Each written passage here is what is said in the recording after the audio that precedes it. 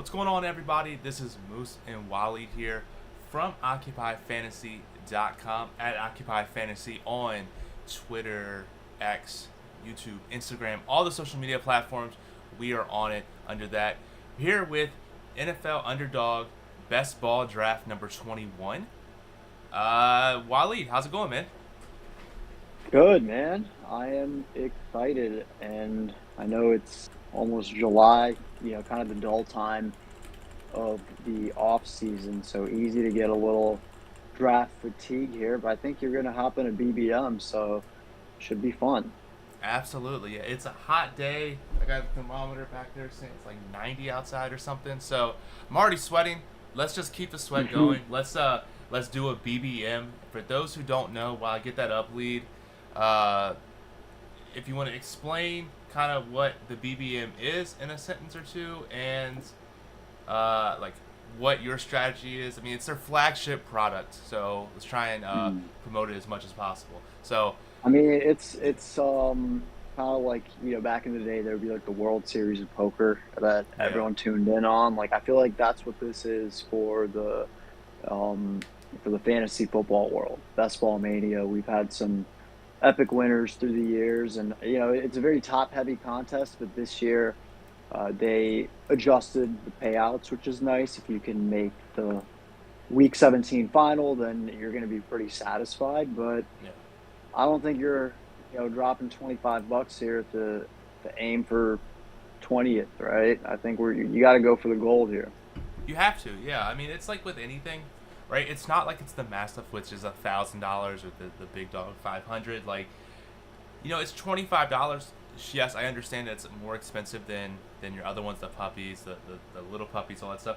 But the strategy still doesn't change. Like with my bankroll, I'm okay with doing $25 first or last. Like I'm gonna Mhm. draft uh, just the way I think I want to try and get first. Now, let me ask you this then. So, do you? I know we talk a lot about exposures and how much you should have of certain players and stacks and all that stuff. Do you carry that across contests? So this is actually going to be my first BBM. I was waiting Mhm. until at least after the schedule drop, Oh, but I already have exposures from all my other contests.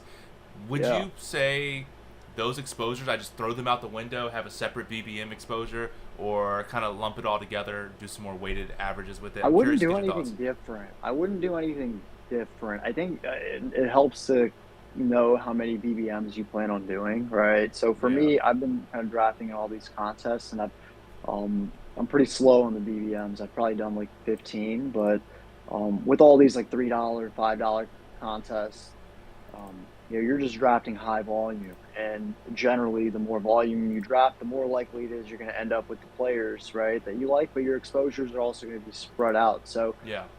it just depends. Like if you're doing 10 BBMs, then it's like get your guys, right. But if you plan on doing over 30, 40, 50, then you don't want to I don't want to say you want to spread yourself too thin, but you want to Mm. give yourself a crack at like getting your guys right and different builds and diversifying from there. So, but it really depends. But all to say is like I know when I'm drafting a BBM, I am, um, it's gonna take me a handful of more BBM drafts to get to the point where I'm like, all right, let me get this guy that I'm, a few spots off on ADP, but Yeah. could be the build. Whereas if once you draft like, 50 Chihuahuas or whatever, you want to get some different builds going. I know. After the 50th one, I'm tired of drafting Marvin Harrison Jr. and let me get somebody And yeah, else. But that's a yeah, good spot. Speaking of which, you're at the 1-2 turn, right? Where you can end up stuck on a few guys because ADP has sort of decided it. But on the other end, like comes a pretty open tier, right? Especially, once you get to, Garrett Wilson's gone, it's like you can really get unique. Like that can be an approach here for BBM saying, hey, I'm not going to do 150 of these contests. Let me make sure that the 1-2 teams I hit, like if they hit, it's going to maybe give me an edge, right? When we get there. yeah. I mean, the way that I'm playing it, or that I'm gonna try to play it, I'm gonna do probably 10 to probably no more than 15 BBMs. So Hmm. I probably won't care if I'm 50% exposed on a guy in BBM. If I truly like him, I'm just going to pick the guys that I like. If he's a round too early, round too late, whatever, I'm just going to pick the guys that I like, that I'm going to follow through. Because at the end of the day, if you have just a handful of BBMs, just pick the guys you like. It's not like at that point, if you're trying to do the spread yourself way too thin and you're just drafting completely uniquely on all 10 entries, that's one. I guess that's one way to do it, but then you're not really overexposed on the guys that you really want to be on. So Yeah, no, for sure. So what are you thinking here at the 1-2 turn? Like, the if you went with ADP, you're going to end up with Gibbs and Harrison, right? And what I yeah, meant was, you can put, like, at that point, it can feel like it's a big tier, right, of guys, like the next 10, 12 guys. So you can get guys that might go, two guys that go in the middle of the second. And if you make the BBM finals, now you probably have a unique first 2 round picks, is what I was saying. absolutely, yeah. So I talked about this 2 weeks ago with Chuck.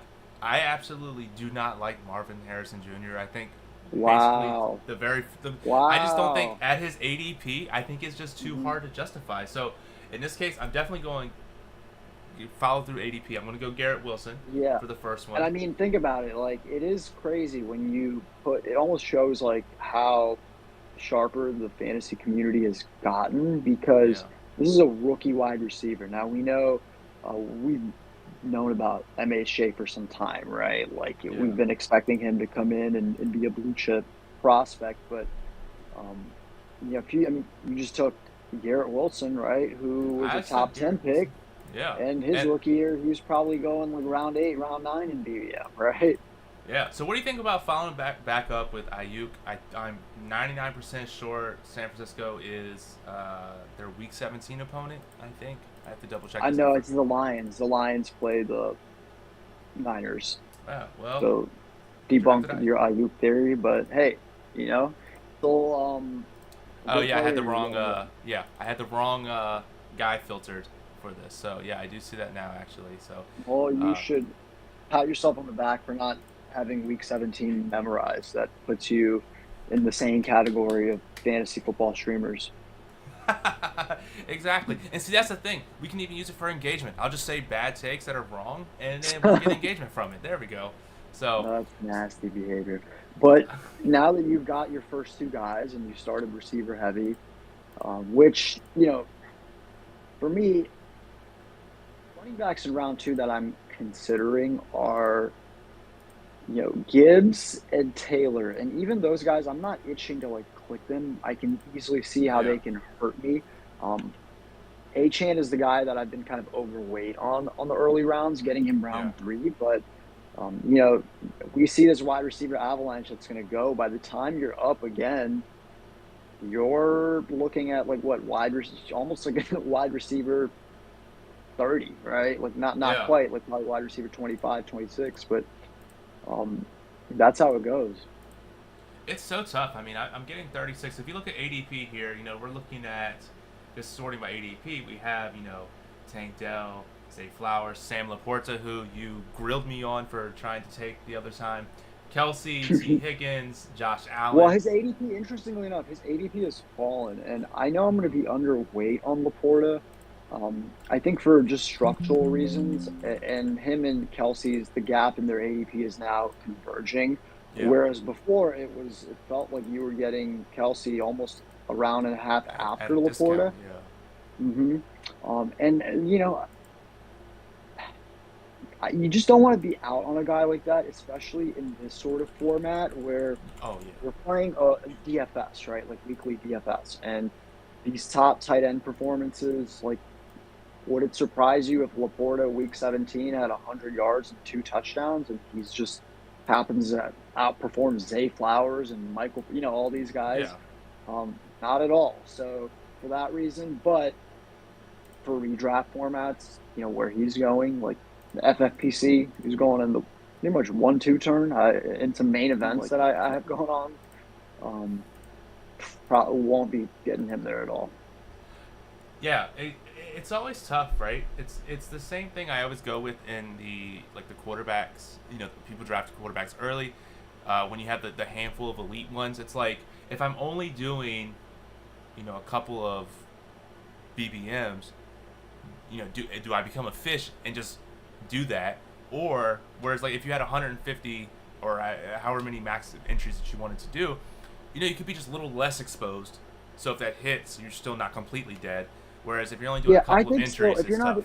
I think like early on, especially like I I found so I'm doing a lot of drafts, and I Yeah. find that like it's really easy to get yourself and like for instance, everyone's been talking about the Lamar Mark Andrews, right? That's like Yeah. every screenshot you see on Twitter is like, look at my Lamar Mark Andrews for round 4 or 5, and the fact that I started 3 receivers um early, like it's a good looking team, right? It's a good Yeah. looking team. But it is easy to get caught up in certain patterns. So when you are drafting a lot, I think it's just important to just be a little humble, right? Like try Yeah. something a little different. So another thing I've been thinking to myself as last year, this was I felt as though what happened, and not to go on too much of a tangent here, but round 2 and round 3 had a lot of young, talented receivers that also felt like they were being pushed up, given like either the situation, like either like Devontae Smith and Jalen Waddle being the clear number twos, Yeah. um, or Chris Olave being maybe in a questionable offensive ecosystem, and then it kind of creates now everyone's saying, oh well, round 2 stinks, right? Or and the more I think about it, is it's actually really good. Round 2, round 3, they're really good for especially in best ball where these Yeah. players have seasonal floors and weekly ceilings, and that's kind of where my mind is geared towards. So, you have a receiver, let's say like Devontae Smith, who no one's going to argue that he's very talented. He's Pro Bowl caliber, um, young, up emerging in a good offense, but there's obviously AJ Brown there, right?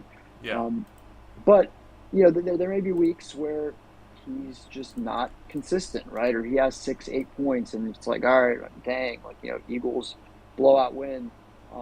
But on a seasonal standpoint, at the end of the day, if he plays 16, 17 games, he's going to have 1,100 yards, right? He's going to be an efficient receiver unless the offense falls off a cliff. But then any given week, he can be a top 3 receiver, right? Yeah. So actually, let me cut you off So there because I just hit the clock. Uh, I think you said last time we were on the T. stream you Higgins to did me fits his profile as well, your boy, who? T. Higgins. Okay. So we'll go with T. Higgins. Of course, we got to go with a Cincinnati player when we can. Hmm. But I think we talked on about last week as well, where you weren't necessarily on the hype train of Tank Dell. Have you came around with him at all?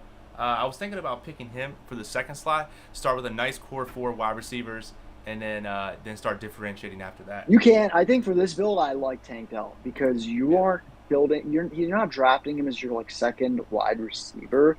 Yeah. Um, I think where it gets tough is if you get a running back, right, in either the first or second round. Um, I think the reality is Tank Dell is nasty. Like no one's denying that, right? Yeah. But we have to consider like, okay, Stephon Diggs is in the mix. We know Nico Collins is good.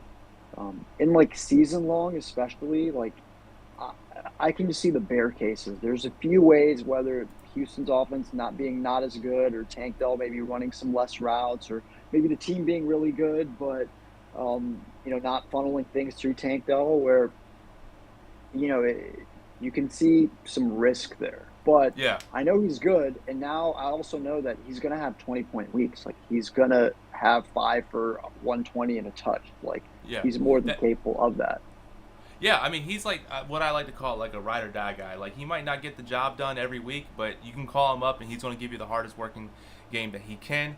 And when it does actually work out, it's actually going to work out for him. So like you kind of said it perfect. I wouldn't necessarily like him as my wide receiver 1 or 2, but at wide receiver 3, 4, or 5, or in this case the fourth one, I do Yeah, like like you that. won't get him late. But the thing about Tank Dell is it's a structural thing, right? I Yeah, think all these receivers are pushed up, and it just reaches the point where if you are comparing him to even like, so you took him over Travis Kelsey, right? Like you took him over Josh Allen, yeah, which is kind of crazy to think about from that standpoint. Um, but on the other end, like that's just kind of what the price is, right? Like, are you yeah, same with Sam Laporta? Like we might not agree that the price is like you're not getting good value on the price, but you have a decision to make. Like, is this player good enough to be in your portfolio and for you to draft him? And it's just hard to say. I'm off a player I think is pretty damn good because the price is just a little too much. Yeah, it's very tough. I can't wait to. I wanted to show But an T ad. Higgins, I think you're. But Yeah, honestly, to balance it out, I think you're getting good value on T Higgins, right? Like all yeah. that contract stuff. Hmm. Um, I mean, this is a guy that last year he was probably an early round three pick, right? Um, I think he's perfect for best ball in a situation where, like, the definition of a player that you are just very confident his season floor, if he's healthy, is high. Yeah, 100%. Yeah, and we see it time and time again with Cincinnati that they're the type of team that they can explode, and you don't necessarily know who's going to be the complete outcome of that. They got three wide receivers, a tight end, running back, all that can be explosive. You just got to have that right time of will this game be the T Higgins game, Mhm. I will it be mean, the look, T Chase game Higgins or could be whoever? Yeah, exactly the type of player who has like a pretty neutral advance rate, right? Because he doesn't yeah, necessarily crush it compared to some of these guys. But if you carry a good team, you want to be carrying good teams with T Higgins. I think that's the type of player yeah, because he could get 150 and two, right? And then he does that in one of these elimination weeks, and that's advancing you. yeah. Now I'm actually looking here. I don't know if he'll fall to us. Would you be crazy here taking Stroud paired up with Tank Dell as your first No, not quarterback? crazy. I think I'm going to be a little underweight on him, but you do have Tank Dell. Um, it does make sense for sure. I think it just comes down to what else am I looking at. So if you pull up your receivers right now, right, you have um, some stackable guys. I think that will be available to you, right? You'll have Joe Burrow still. I mean, maybe Yeah. not too much later, but you'll have. I don't know if you want to get Aaron Rodgers, but that's an option. And then even Brock Purdy, right? And you could even pair it Yeah. up with like Kittle or something. So for that reason, I think there's just too many other options open that in this sort of build, I wouldn't force Stroud personally. Where I'm thinking, I could get Mixon and I can get Kittle right at this next turn, So I was and actually now thinking I'm Kittle too. Yeah. So Kittle was yeah. definitely on my radar of definitely getting him. I'm willing to And stretch for if you him as take Joe Mixon, right, now you're getting some season correlation between Tank Dell and Joe Mixon, right? Like Texans, and then maybe some ping pong ability as well. So I still like, the running back receiver on the same team.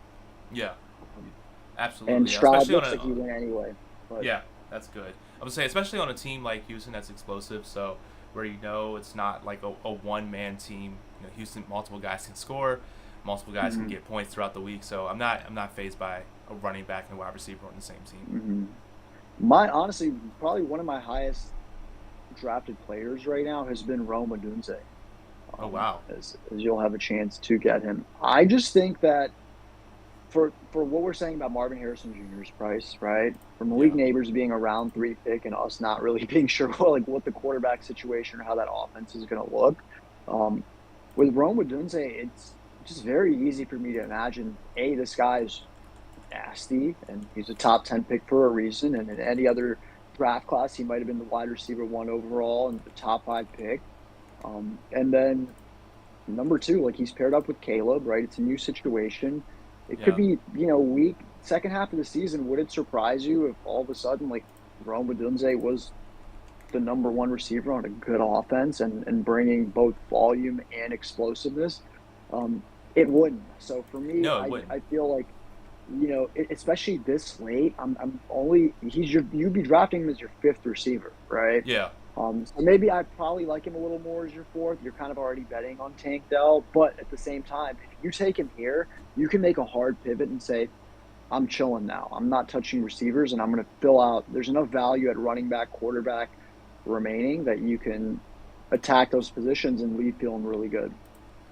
Yeah. Well, I went with the Mixon Kittle. I know you just did the whole like 5 minute spiel No, on and why. these are two, but these are two guys I've drafted a lot of, and I think they're Yeah. really good picks. Um, Joe Mixon, it's not been as bad as I think people think he has, and clearly the Yeah. Texans think he's pretty good because they paid him, they gave him a contract when um, they didn't need to. And if we're all so excited about this Houston Texans offense, like what about a running back that might stay on the field For 70% of the yeah, time, and a quarterback that's not going to vulture, rushing touchdowns inside 5? It's prime situation. This is like probably like Joe Mixon of what we've been getting the last few years, except we're no longer paying a steep price tag.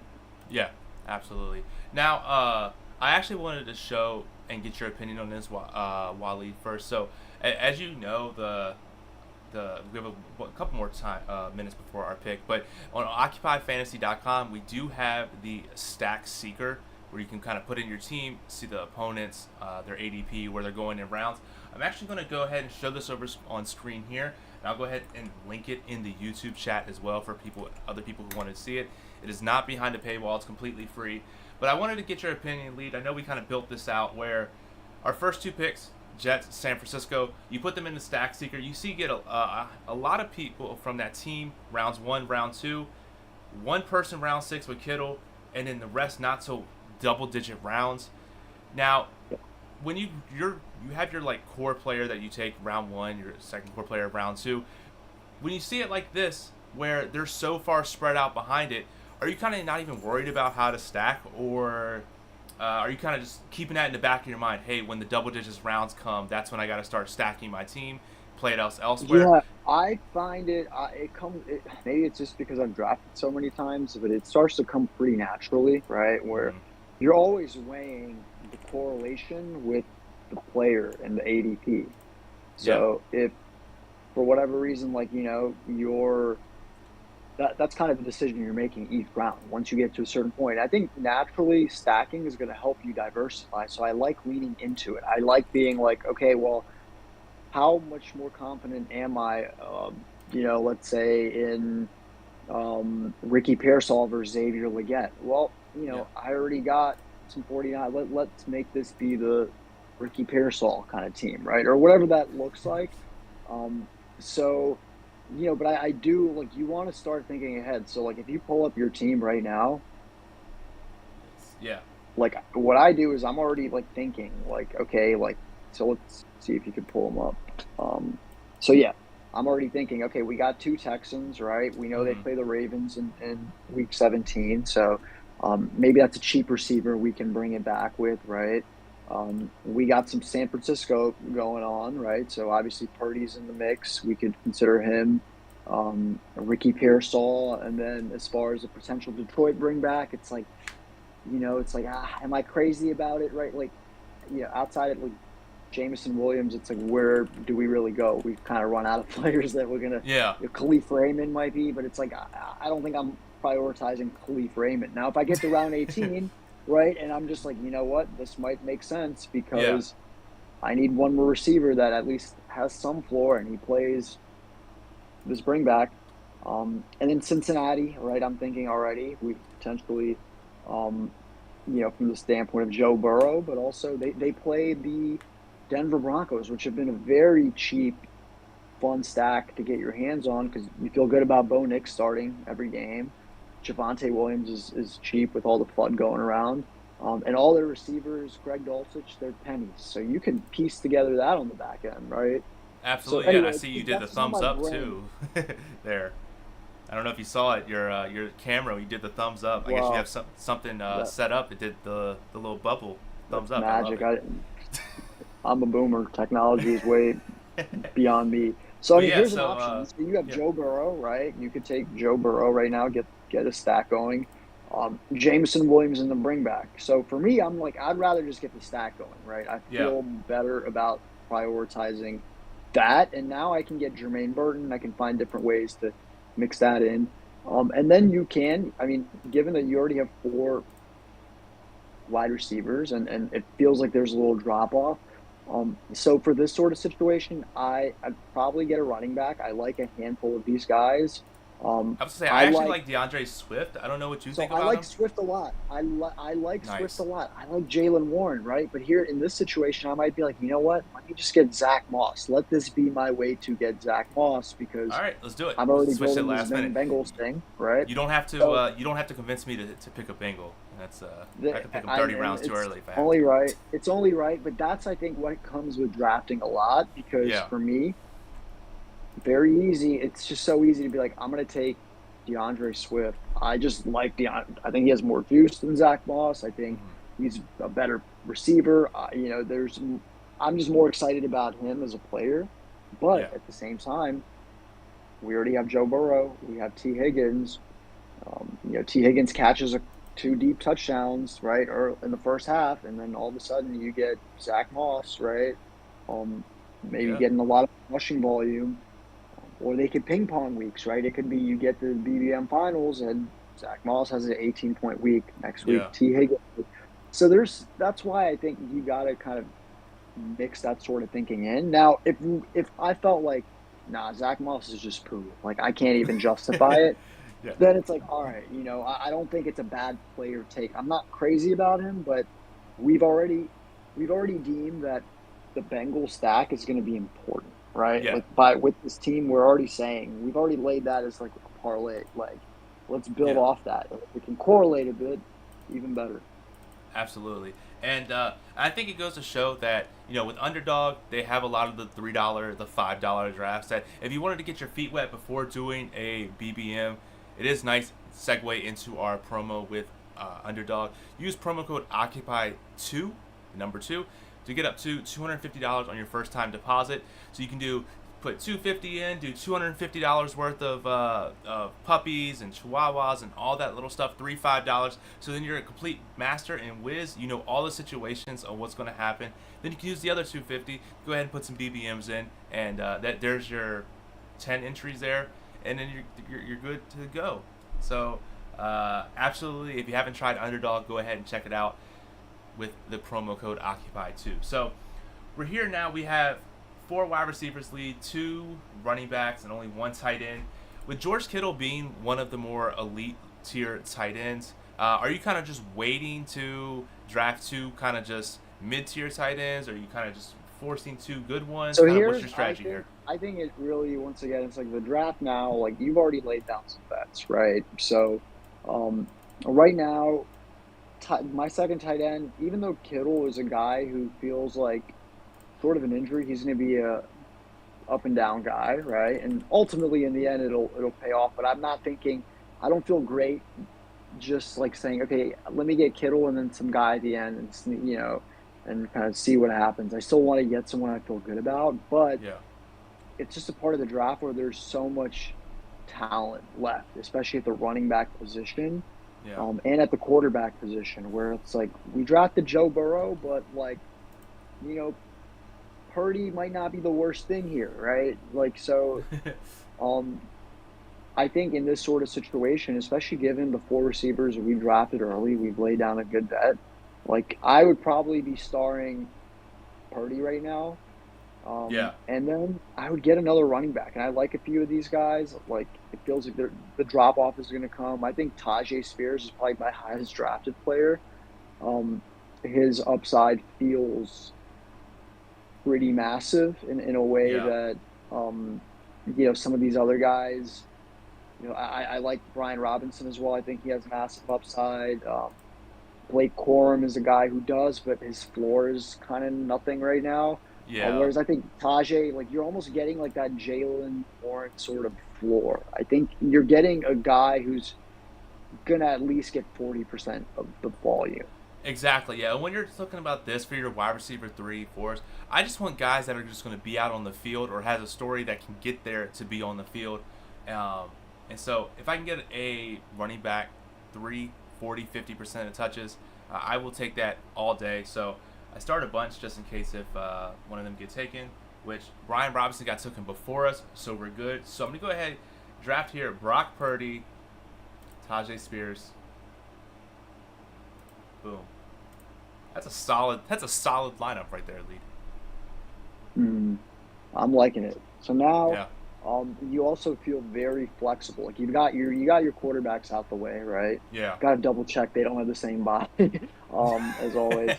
But now you can attack running backs, receivers, see kind of plan ahead, like some correlation now. You can start thinking the bringbacks, and then Yeah. also um, you got two rookie receivers, Jermaine Burton and Ricky Pearsall, that you could also pair up with your quarterbacks. And the nice thing with this sort of build is you have pretty established guys you're already counting on, So um, taking with this roster construction, drafting guys who you expect to show out later in the years, you're setting yourself up for that, which is nice. Hmm. Absolutely. Yeah. So, And I'm not sure if, yeah, both of these guys are still available. So they usually go between like wide receiver 60 to 66, right? Let's see. yeah. So they might not they very well could be gone. But one of them could easily still be there. So what are we looking at ADP for Pearsall? Um, yeah, so Pearsall Pearsall's 139. 139. And Burton, what's Burton at? Did he get picked? Yeah, Burton, I guess, has dropped a bit. He's 149. 149. So you'll be able to get one of them. Um, I think now you could also look at the tight ends as well. So now like this won't happen, but if like Dalton Schultz, I should say, if Dallas Goedert was there, I'd be licking my chops. Yeah. I also do like Pat Fryermuth this year. That's more of a Really? player take, and yeah, and maybe not like I think maybe more in like tight end premium managed leagues. I kind of like where he's going. I think he's a really good tight end. He's Yeah. had a great rookie season. He's still a young player. Last year was kind of marred with injuries, so I could see it come together, and really the receiver room is pretty open. So Hmm. do we expect? It just wouldn't shock me if Pat Fryermuth was like top 5, 6 in the league in tight end targets, and Okay. I think he's a pretty good player. Yeah. And he's been I. getting some buzz. He's been getting some buzz with OTAs. I don't want to put too much weight on it, but anytime there's a new, um, quarterback, new offensive coordinator, I definitely I'm listening to kind of what the buzz is. Yeah. 100%. So I actually have him a little bit less. I don't. I think at least top 10. Probably 10th. Maybe a little bit. I Mhm. could see him getting into the top 10. Probably not necessarily top 5, I but guess for the me, point it still feels stands like, there. Yeah. yeah. When I look at it, and maybe I'm looking at this wrong, because like even comparatively, like I think he's a much better tight end than Dalton Schultz, right? Like as far as a football tight end, like is Yeah. who I would want with the ball in their hands or going like winning downfield, in contested situations. But Dalton Schultz is tied to CJ Stroud, and even though Hmm. in season long he may be a headache, considering he's fourth in the pecking order. Yeah. Um, the other side of it is he's going to have these spike weeks, and if something happens, if Tank Dell gets hurt, if Stephon Diggs get hurt, you might have some games where he has 6, 7 catches, Yeah. 80 yards and a touch, right? So he's not a bad pick, but I do think for me, it this is part of the draft where everything is about roster construction right now, right?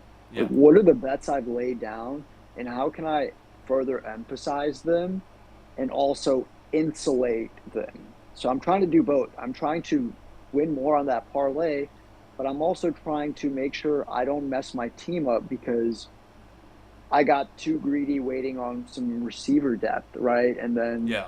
or I didn't draft that second tight end. So right now, it's a very important part of the draft. These Yeah. next 4 picks for you. So then let me ask you this then. So I know you mentioned Pearsall and Burton. It looks like both of them are actually going to be available. Do you Mhm. see yourself? Do you think we should reach here? I mean, we have other wide So receivers: for Josh me, I Downs, think Jahan in this Dotson. situation, I would probably. Oh, did Charbonnet just win? If Charbonnet was available, I'd think Yeah, okay, but you can take a shot at like Marshawn Lloyd, right? Or one, because even this running back room, it's like you can see how it doesn't work out well, right? Which yeah, is okay, but so I'd probably take a receiver that correlates, whether Yeah. Pearsall or So we took Burton. so we took Um, Pearsall, and then for the Great, other one, right? you said Lloyd, Marshawn Lloyd. Is that So who you're now talking I'd, about? I'd almost click on the running backs. Yeah. Yourself, like, are you going to be okay with Ray Davis, Antonio Gibson as your wide receiver four? Some builds I can be okay with it, but or as your running back four, but you know, it's how you want to play it, right? All right. So Let's I, go. I Let's go don't Lloyd. Let's go I, Lloyd. I I know. do like Lloyd. And that's where I'm saying that's where the draft gets fun. That's kind of the question you're asking is how do I balance, right? How do I Yeah. balance this correlation, which if you were binarily thinking, you're just going to say, I'm getting the correlation, right? Yeah. Um, versus, okay, let me go ahead and take a stab at a high upside player. And that also sets you up structurally because now that Marshawn Lloyd's your running back four, in some ways, you can still leave this draft okay with five running backs, right? If you waited until you got Jaleel McLaughlin, next thing you know, you're probably justifying yourself to like pushing six running backs, right? Yeah. Yeah. Which is So it. fine, but it just takes you to a different structure. Yeah. Again. I think it's just how you want to handle the draft, and I think just being able to accommodate and change on a notice when it's like, oh, this is what I'm going to do. If I don't do this, this is what I have to do instead. So it Exactly. which again I think comes back, which helps out from having all the like doing a lot of the puppies, the chihuahuas, those $3 $5 ones that while it may not completely bust your bankroll if you mess them all up, but at least it gets you in the groove of how to draft and in the thing of drafting for people who aren't like you, lead, who's doing 30 drafts a day. My slow drafts finally have like dwindled down. At one point, I felt like I had 30 going on. Oh And God. it's nice each time they clear, right? The draft is finished. You're like, okay, finally. But honestly, slow drafts are pretty fun. They're not. You just what you got to do is like check your phone every once in a while, right? Go and then make all your picks because you have a lot of time. And it's also important, I think, to just like maybe proactively star some players to know what you were trying to do in that build, even if they're players that might not make sense necessarily at the next round pick, but just so you're not losing track. Yeah. But it's in some ways it can be less time consuming than doing a bunch of fast drafts because these things do take right like 45 minutes or so. Yeah, it's definitely tough because it's like, how much do I actually want? Like, I don't normally do a lot of slow drafts just from the sense of I feel like there's a bigger edge for slow drafts if you're really good at them. Hmm. And then for fast drafts, it's like, oh, I had this idea, and it'd be like 3 days later, and it's like, shit, what was I trying to do again? So I just like the Yeah. concept of go in, go out really quick. Hmm. That's for me, Well, but now this draft, you've set yourself up. I don't want to jinx it because there's a chance Jermaine Burton falls deep, right? Because we are the ones that have Joe Burrow. yeah, And there are some running backs that are still appetizing and structure wise, folks that might need. I don't know how the teams ahead of us look, but if you need a second quarterback or you're looking for that second tight end, like I don't know who's T Lucas here, but maybe he wants like Musgrave or his second tight end. Um, so yeah, you can open your like that possibility. yeah, But as far as the next pick, still a big fan of both Tyler Algier and Antonio Gibson. I think that Ray Davis is a great pick too. Don't get me wrong, but I think Antonio Gibson, another guy that I you know might be one of my higher drafted players. And Ramondre just got paid today, right? So maybe his yeah, price could even go down um, a little more. But I just like the season floor with him. I think he's gonna have a role, right? He's gonna come in. They didn't just draft him, or they didn't just sign him to, get 5% or snaps or be on special teams. Like he'll at least get 35% of the work. I think he's still an explosive player, and he's truly a receiver. Let's not forget. Um, when people are looking for like receiving backs, like yeah, like there's some pretty good ones, but he can win beyond the line of scrimmage. Like you can literally spread it, split him out wide and run vertical routes, run deep yeah, crossers. Like he's that kind of running back. And the contingency upside to me is massive, where it's like if something happened to Ra, and I know for sure Gibson, I'm going to be looking at him as a top 10 RB. Absolutely, yeah. So That I could be a just came bad up. player take. I could be off base, but um, So I I don't like know. I some. think he'll So I be. like some Ray Davis. I think that closes us out kind of for running backs Mhm, there. So I'm gonna go with mhm. Ray Davis here. I And start now it's Kate not a bad Otten. time. Now you're thinking, you got your Ravens thing going, like maybe a Rashad Bateman bring back, right? Oh, that's So you have crazy. kind of That's crazy. get I like that. you Wow. kind of get Okay. some pieces there. So that's how kind of the bringbacks like naturally come. Like we didn't force it, right? Like we missed on Jermaine Burton by a pick, Yeah. but we still added some correlation, right? And guess what? With the Bengals, you can easily get yourself some bringbacks going as well. One Absolutely. that's Yeah. already something that's coming to mind right now, like literally top of mind. Sounds stupid, but we only have one tight end, right? At this point, we know. Let me click on the tight ends for a sec. Yep. Let's. So there are a few guys that I do like here. Hunter Henry, I like. I like Fant, Janu, like a little because you can wait for those guys, and I see Mhm. the weekly um upside. It's not that like like there are certain guys where you're just like, let's hope they catch a touchdown, right? Like Tyler Conklin, let's hope he catches a touchdown from A Rod, and I actually think he's a pretty good tight end as well.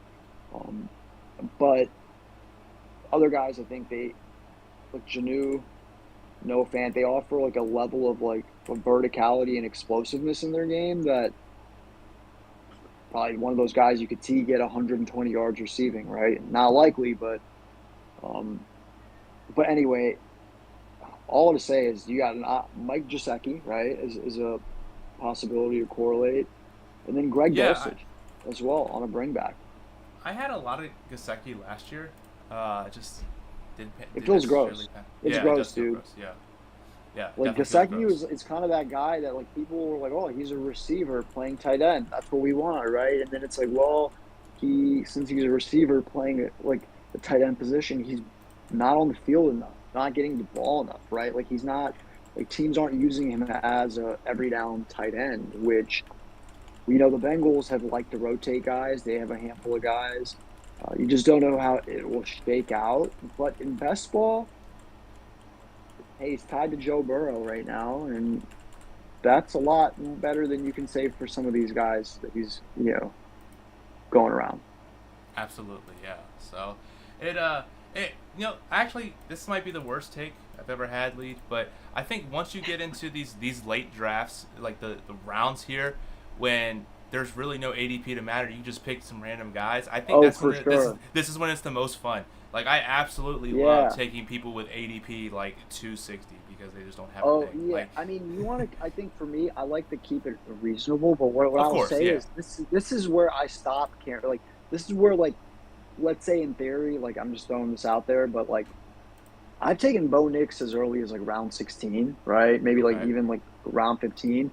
Um, for no other reason than the structure has set me up for it. And I have one quarterback that I took early, and I already had Cortland Sutton and Javante Williams. Like this team is going to benefit better from Bo Nix, and then I can push back and figure it out later. But I don't want to take the chance of kind of missing on him. So um, here's 10 picks away, so I don't want to get my hopes up, but I think this is where you really start thinking structurally. We're going to need some more tight end action. yeah, Um, you know, running back, we don't necessarily need a running back with how we built. However, that doesn't mean we shouldn't take a good high upside running back if we think he's available. So that's kind of how my brain is thinking, right? Like, yeah, um, receiver, I know at this stage, like we have six receivers. If we want to get seven, maybe we want to get eight. It's not going to matter when we take him, truly, unless someone is like yeah. correlates or we feel really strongly. Like you could get Josh Reynolds as your wide receiver 7 in the 18th round and call it a day at this point, right? Um, so yeah, endless options. How are you thinking of playing this here? So I was thinking about, I have Gasecki starred. If we look at the tight ends, there's a handful of tight ends that, Gibson is falling, right? Like yeah, as far as the Ramondre news, which is really interesting to me because like I said, sorry, not to cut you off, but yeah, you're good. he's probably my highest drafted player, and Like, what's really changed with the contract, right? Like, it's still the same bet. Yeah, it it's just interesting to me. Like, oh, there he just went. Gibson just went. So I'm seeing here. I'm thinking. Thank goodness. Yeah, no. I think I need to take a tight end here just to get Hmm. somebody that's halfway decent. So I have Gazeki, Chig, Jonu, Hmm. probably uh, Chig over Jonu for me. But so I'm thinking like Gasecki for one. And if we I look would at see here in this situation, to me, I think Hunter Henry is a good enough pick where I'm willing to push Gasecki and say, you know what, let me get a tight end that I feel like is going to run a lot of routes, be on the field a lot. Did he just go? He just went. he just So, did, but yeah, in theory, right, it would be like, yeah, yeah, let me take that guy and pass up on the correlation and think I can get Jaceki back later. And if not, yeah, then I can get Greg Dulcich on a bring back. So, yeah. yeah, I But would then have all the what? players available now because you may not need to force Jaceki here, but you could unless, you're just like, I don't want anyone else here. Yeah, I mean this is kind of where it like doesn't really matter to me. Uh, Mhm. like Demarcus Robinson, not a big So fan one of. thing I'll throw out there, if you're going to get a six running back, Elijah Mitchell might not be a bad bet. I'm actually good on that. Super I think stacking. running backs. I think I'm good on this. I don't Okay. think five. I think we're good. So Hmm. Gasecki fell for the first one. Thinking here, what's your thought on like I don't know. Do you like Demarcus Robinson? I don't really like him. Looking at wide receivers, Zay I'm not Jones. crazy about him. So honestly, dude, I like situation where I let the construction and the board kind of decide for me. So if you want my take, it's that I am probably getting Elijah Mitchell here, and I can explain why. All right, so I just went ahead, got him at the very last second. If you want to go ahead and Nice. explain why, So just why. number one, I get like I don't like drafting six running backs. It feels yucky. No matter what, it just you're not going to feel good about it, right? Yeah, Because chances are that means you don't feel probably great about the top running backs you got, and then the other running backs you got are also question marks, right? But yeah, this is the kind of build where number one, you're already in on the 49ers, right? hmm, Like number two, maybe we've overthought this whole Elijah Mitchell thing. It's clearly an offense we all want to be in on, the 49ers, right? And we know that they do like Elijah Mitchell. So if something happened to McCaffrey, what the most likely outcome is Elijah Mitchell is getting 18 plus carries a game. yeah, And that opens up upside that I think is hard to achieve at the position, right? Whereas some of these bets, like even, take really so many of these running backs, or you're thinking, oh, they might be in a two or three way committee on a okay team, right? hmm, We don't know, they might not make the team, right? Tyrone Tracy might just be returning kicks. J.K. Dobbins might not make the team. Um, so with Elijah Mitchell, it's just very easy for me to imagine the what ifs, right? What if Christian yeah. McCaffrey gets hurt? Where are you ranking Elijah Mitchell weekly? What's his Not very upside? high. Yeah.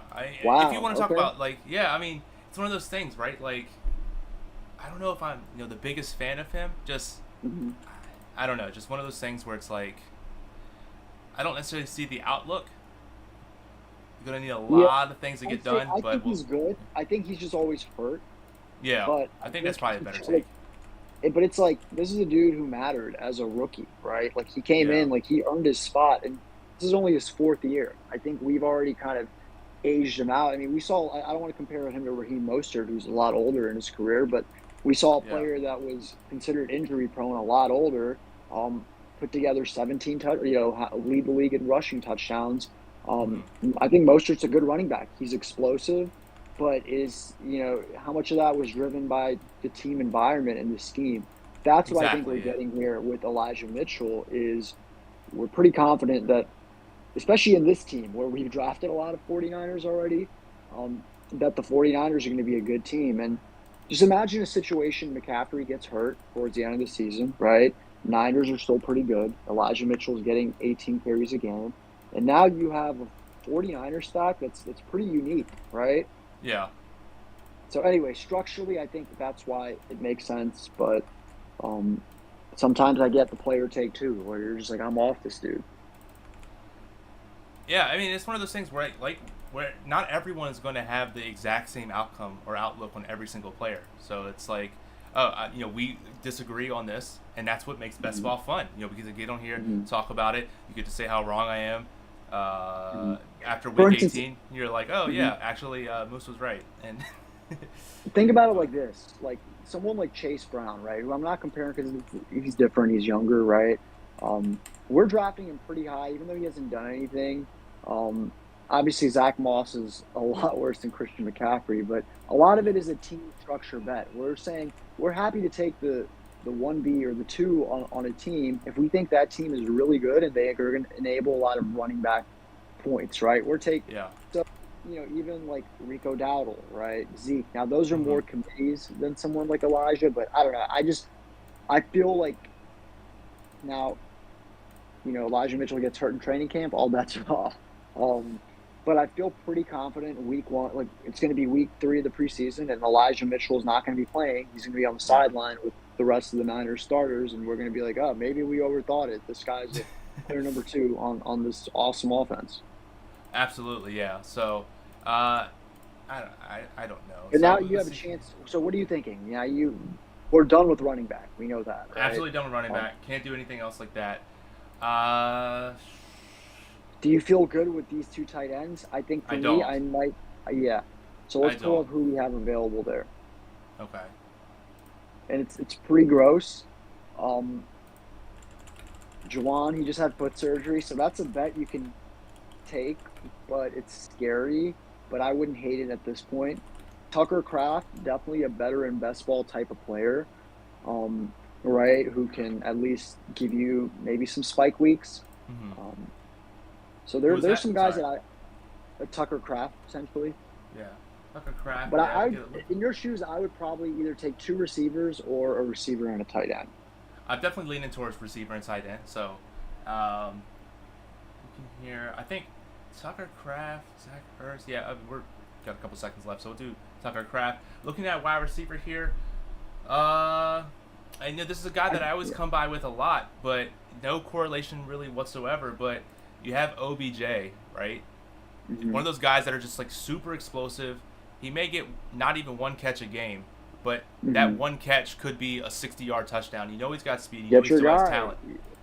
I believe in. Oh, I respect that. I've gotten him a few times. I think it just depends on the build, and truly, it comes down to yeah, structure and how you feel about the player. So, Yeah. um, yeah, that's awesome. So you got yourself a team, man.